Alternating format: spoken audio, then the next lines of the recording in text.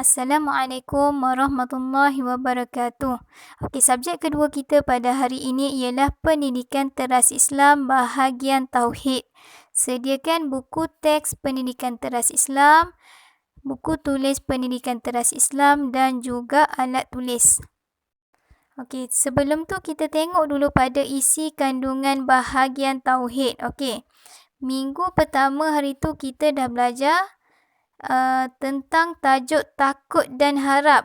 Okey, jadi hari ni kita nak sambung pelajaran kita yang ketujuh, iaitu tajuknya usaha dan ikhtiar tuntutan Islam, muka surat 26.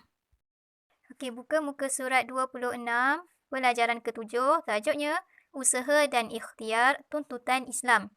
Okey, kita baca dan faham dulu pengertian usaha dan ikhtiar ni dulu.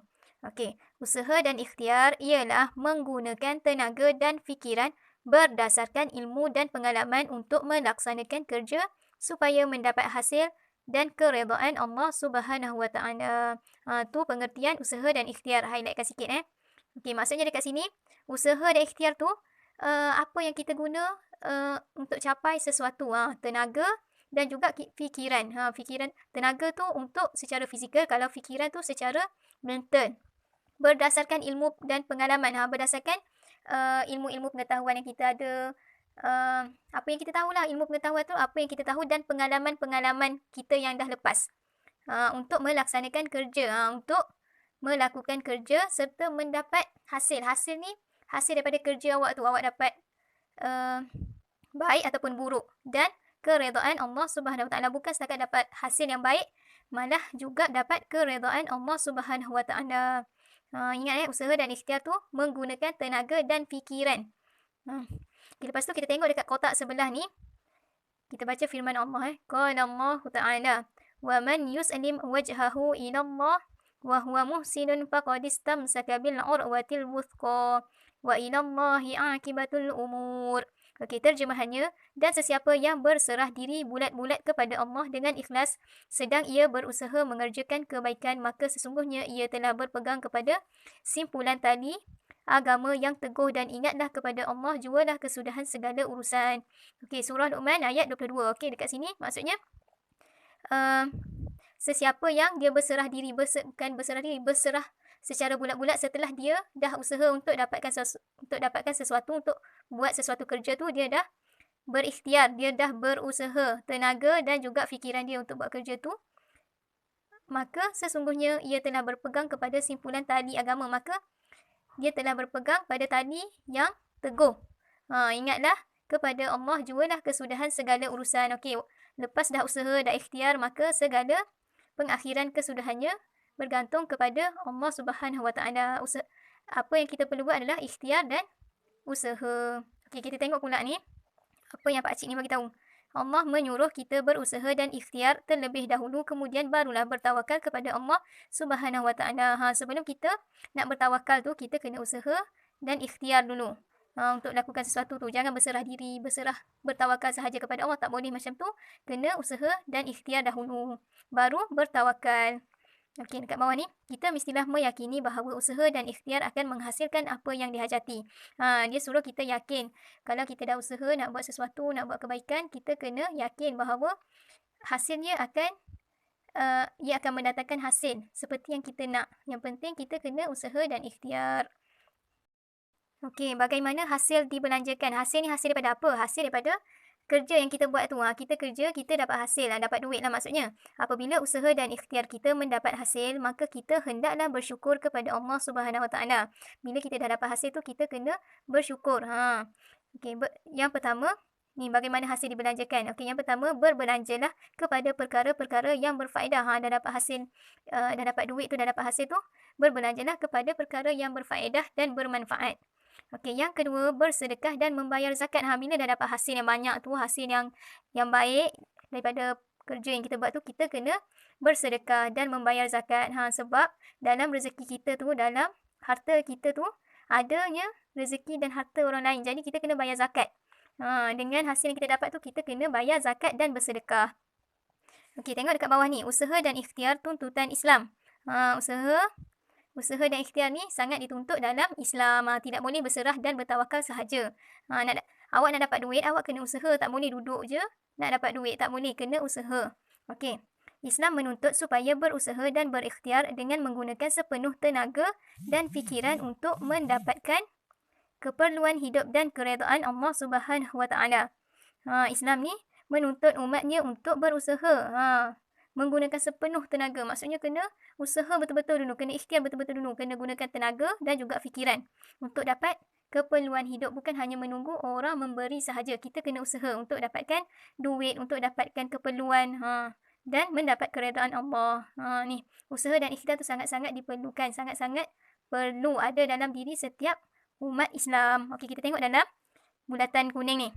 Dengan membayar zakat pendapatan bererti kita telah membersihkan harta yang diperolehi. Kalau kita dah dapat hasil tu, kita kena bayar zakat. Wajib bayar zakat lepas dah dapat hasil tu. Sebab dengan membayar zakat tu lah kita dapat mensucikan atau membersihkan harta kita.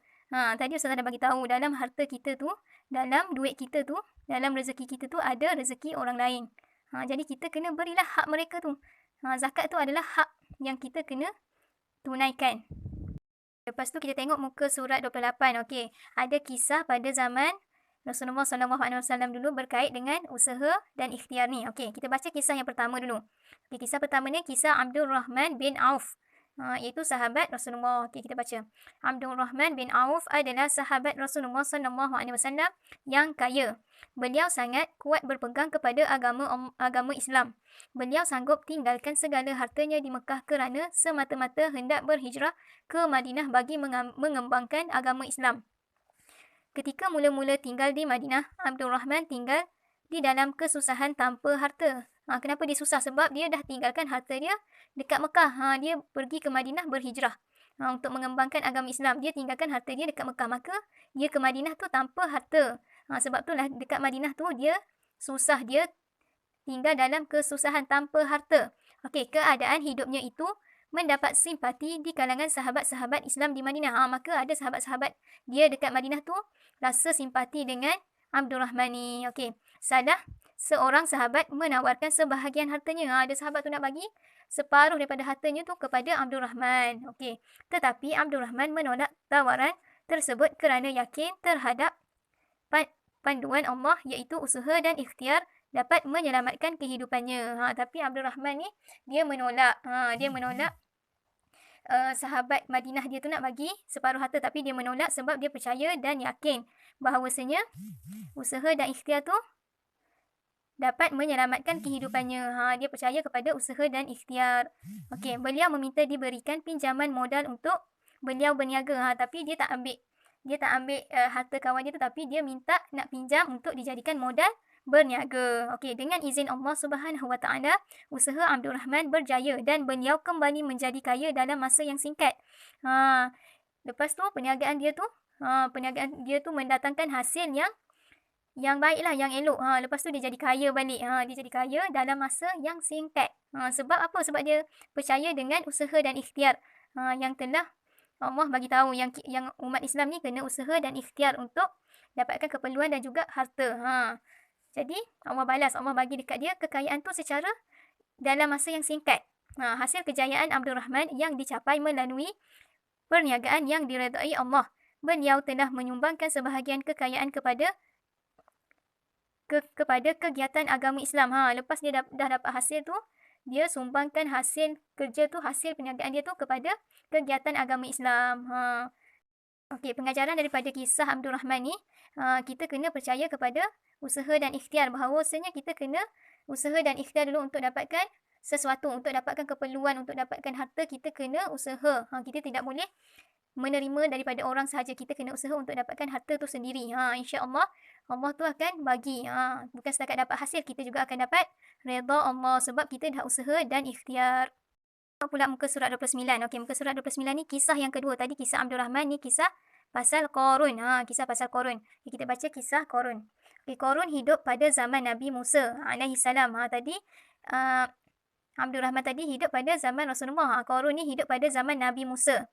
Okey, dia kaya dan sangat angkuh sehingga beliau mengingkari perintah Allah dan menolak ajaran Islam dibawa Nabi Musa alaihi salam. Nabi Musa kan bawa agama Islam. Tapi Qarun ni seorang yang sangat angkuh. Dia mengingkari perintah Allah dan menolak.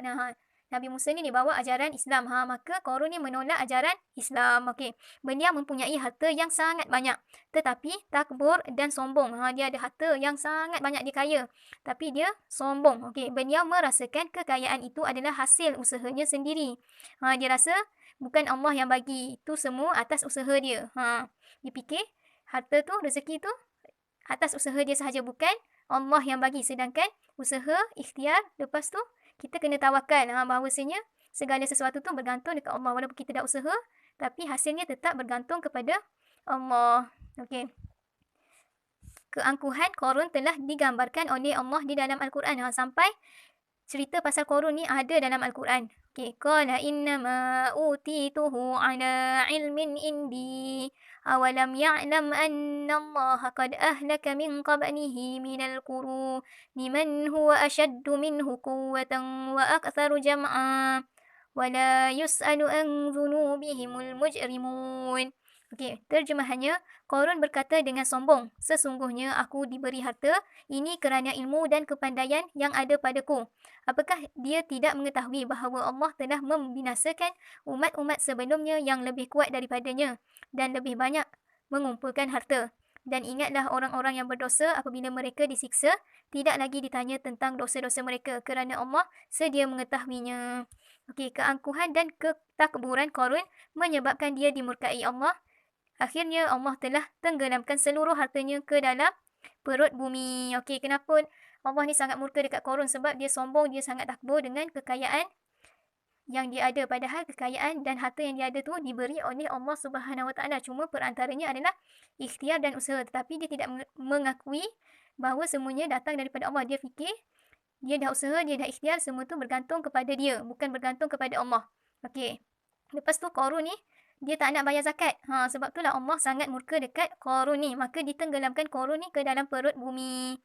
Ni harta Qarun ni. Tu yang dipanggil harta Qarun. Sebab ada nama ceritanya Qarun. Okey, tengok dalam bulatan kuning ni, berusaha dan ikhtiar secara halal dan diredai Allah Subhanahu Wa Taala. Boleh nampak kan perbezaan cerita Abdul Rahman dengan Qarun. Okey, Abdul Rahman tadi dia seorang yang percaya dengan usaha dan ikhtiar, kemudian berserah kepada Allah, dan akhirnya Allah bagi keredaan, lalu diberi hasil yang baik, hasil yang banyak dalam masa yang singkat. Dia jadi kaya dalam masa yang singkat sebab Allah redha dengan jalan yang dia buat tu. Dengan usaha dan ikhtiar dia tu, Allah redha, maka diberi kekayaan dalam masa yang singkat. Qarun ni pun dia kaya, tapi dia seorang yang sangat sombong. Dia tidak bersyukur dengan pemberian Allah, maka Allah bagi kemurkaan. Okay, kita tengok muka surat 30.